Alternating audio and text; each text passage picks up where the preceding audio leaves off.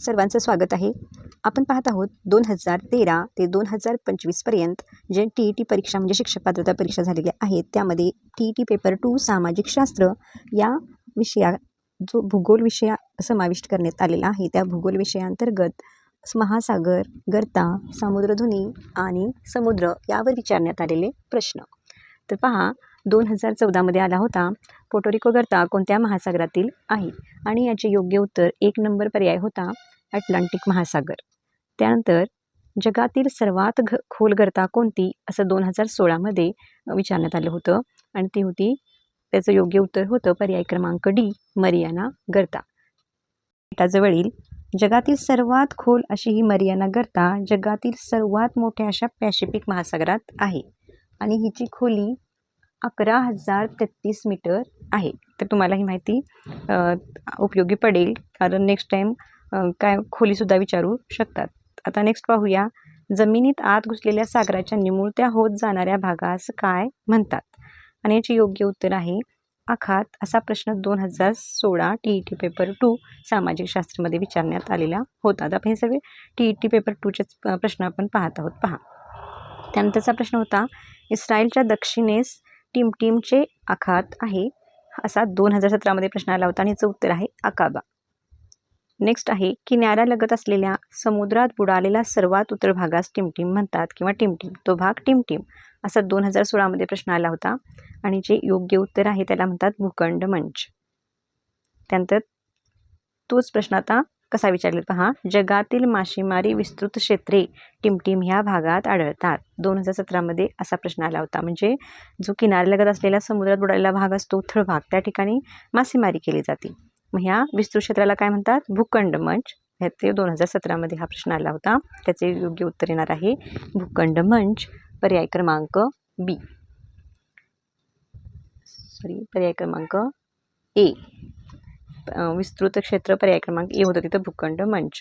तर पुढचा प्रश्न आहे जो 2017मध्ये आला होता, हरिहरेश्वर येथे टिमटिम आहे, तर इथं एक सुंदर समुद्रकिनारा आहे, पर्याय क्रमांक C.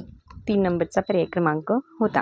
नंतर पुढचा प्रश्न पहा, सागर जलात टिमटिमचे प्रमाण सर्वात जास्त असते असा 2018मध्ये प्रश्न विचारण्यात आला होता आणि याचे सुद्धा उत्तर पर्याय क्रमांक C, सोडियम क्लोराईड असे होते.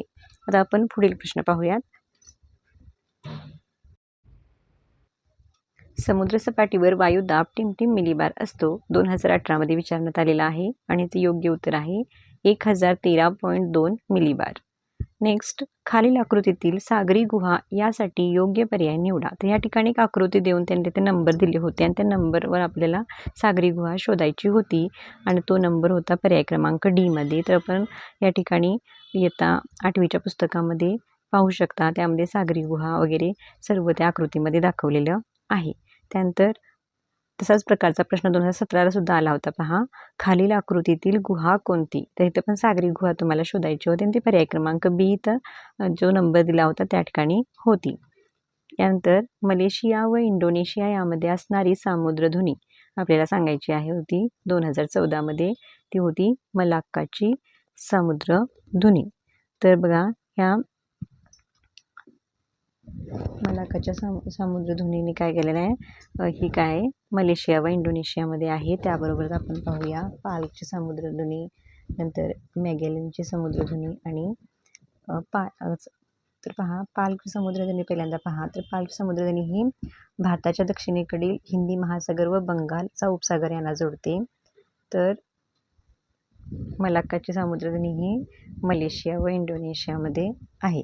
त्यानंतर जिब्राल्टरची समुद्रधुनी ही अटलांटिक महासागर व भूमध्य महासागर, लिहून घेऊ शकता तुम्ही, भूमध्य महासागर व अटलांटिक महासागरच्या दरम्यानची समुद्रधुनी आहे ती आहे जिब्राल्टरची समुद्रधुनी. आणि जी पहिला सांगितली ती कोणती, तर पाल्कची, ती हिंदी महासागर व बंगालचा उपसागर.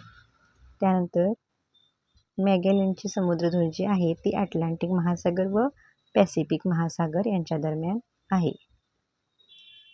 पहा, कोणकोणती सांगितली, जिब्राल्टरची समुद्रधुनी, मॅगेलनची समुद्रधुनी, मलाक्काची समुद्रधुनी आणि पाल्कची समुद्रधुनी. त्यानंतर पाहूया आपण नेक्स्ट प्रश्न, कॅरेबियन समुद्रात निर्माण होणारी चक्रीवादळे टिमटिम नावाने ओळखली जातात. तर ती असा प्रश्न 2025मध्ये आला होता आणि ती हरिकेन या नावाने ओळखली जातात. बघा ताशी त्यांचा 119 किलोमीटर वेग असतो, तेव्हा त्या वादळांना त्या ठिकाणी हरिकेन म्हटलं जातं. नंतर बघा पश्चिम महासागरातील सर्वात खोल गर्ता असा 2021मध्ये प्रश्न होता. तर ती आहे मरियाना गर्ता, त्यालाच चॅलेंजर डीप असेही म्हणतात. तर ती 11,033 मीटर खोल आहे. युरोप व आफ्रिका या खंडांच्या दरम्यान असणारा समुद्र कोणता? तर तो आहे भूमध्य समुद्र म्हणजेच मेडिटेरियन सी. 2021ला प्रश्न असा आला होता. त्यानंतरचा प्रश्न अंदमान समुद्र व जावा समुद्र यांना जोडणारी समुद्रधुनी टिमटिम ती कोणती ओळखायची होती? असाच प्रश्न 2021ला हा आला होता. तर ही मलाक्काची समुद्रधुनी होय. आता अंदमान समुद्र म्हणजे कुठला समुद्र? तर हिंदी महासागर. कोणता? हिंदी महासागर. आणि जावा समुद्र म्हणजे कोणता? तर दक्षिण चीन समुद्र म्हणजेच पॅसिफिक महासागर. तर यांना जी जोडणारी समुद्रधुनी आहे ती आहे मलाक्काची समुद्रधुनी. बघा अंदमान समुद्र म्हणजे लिहून घ्या हिंदी महासागर, जावा समुद्र म्हणजेच दक्षिण चीन समुद्र म्हणजेच कंसात घ्या पॅसिफिक महासागर, आणि यांना जोडणारी जी समुद्रधुनी आहे ती मलाक्काची समुद्रधुनी. त्यानंतरचा प्रश्न आहे पनामा कालवा म्हणजे पनामा कालव्याला टिमटिमचे प्रवेशद्वार असेही म्हणतात. तर याला पॅसिफिक महासागराचे प्रवेशद्वार असे म्हणतात. Gateway to the Pacific. Gateway to the Pacific. Next आहे सुएज कालवा अतिशय महत्त्वाचा आहे कारण सांगायचं आहे. 2024ला प्रश्न आला होता. तर कारण त्यामुळे वेळ व अंतर यांची बचत होते असं या ठिकाणी उत्तर होतं आपलं. तर पुढचा प्रश्न पाहूयात. तर हे उत्तर बघा पर्याय क्रमांक 3ला होतं. नंतर जगातील सर्वात मोठा दलदलीचा प्रदेश आर्क्टिक महासागराकडील सायबेरियन भागात आढळतो. कारण टिमटिम इथं कारण सांगायचं होतं आणि ते कारण होतं पर्याय 3ला गोठलेली जमीन व पाण्याचा निचरा न होणे. यामुळेच या ठिकाणी या प्रदेशात दलदली झालेली आहे आणि हे ज्या प्रदेशातील दलदलीचे कारण आहे. अशा प्रकारे आपण 2013 पासून 2025 पर्यंत जे भूगोल या विषयांतर्गत समाविष्ट करण्यात आलेले प्रश्न आपण सामाजिक शास्त्रातले पाहिले आहेत. व्हिडिओ आवडला लाईक करा, तुमच्या मित्रमैत्रिणींना शेअर करा. तुम्हाला जर माझा व्हिडिओ इन्फॉर्मेटिव्ह वाटला तर नक्की कमेंट करा. थँक्यू.